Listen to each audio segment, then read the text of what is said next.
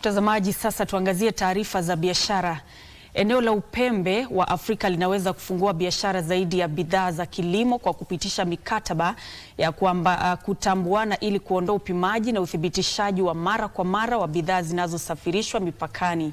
Kennedy Anahinga ambaye ni mkurugenzi wa sera katika idara ya kilimo ya serikali anasema wakulima mara nyingi wanakabiliwa na changamoto katika kufikia masoko ya kikanda kutokana na viwango tofauti, ukaguzi wa mara kwa mara na taarifa chache kuhusu mahitaji ya biashara ya mipakani. Kwa hizi na habari nyingine, huu hapa ni mkusanyiko wa habari za biashara. Biashara katika Jumuiya ya Afrika Mashariki inachangia takriban 13% ya jumla ya biashara ya nchi ya wanachama wa jumuiya hii. Hii inatokana na upendeleo wa bidhaa kutoka nchi zingine na vikwazo visivyo vya ushuru kama vile kurudia upimaji na uidhinishaji wa bidhaa.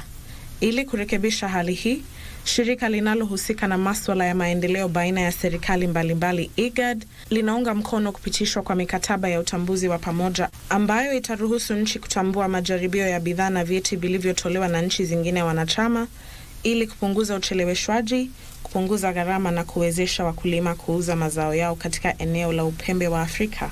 From us in the country, then we'll have to see then how do we design programs to bring the farm on board. Wakati huo, Waziri wa Kawi James Opiyo Wandayi amewashutumu watu ambao hawakutaja kutoka nje ya kaunti ya Siaya kwa kufadhili maandamano ya kuwachochea wenyeji kukataa kuanzishwa kwa kiwanda cha nguvu za nyuklia katika eneo la Lenya katika kaunti ndogo ya Bondo.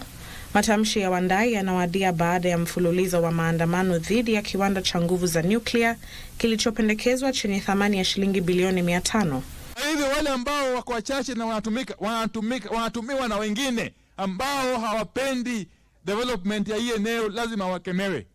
Na hatimaye, shirika la ustawi wa majani chai nchini KTDA linapanua mkakati wake wa soko la chai ili kuwalinda wakulima kutokana na kushuka kwa bei za kimataifa.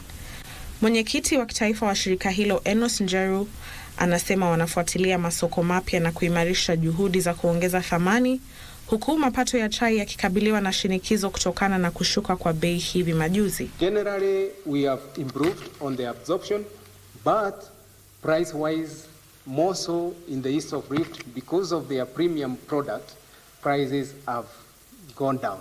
But we are hopeful that as we push to get more and better markets, prices will still be improved. Ndotamo Kami, Darubini.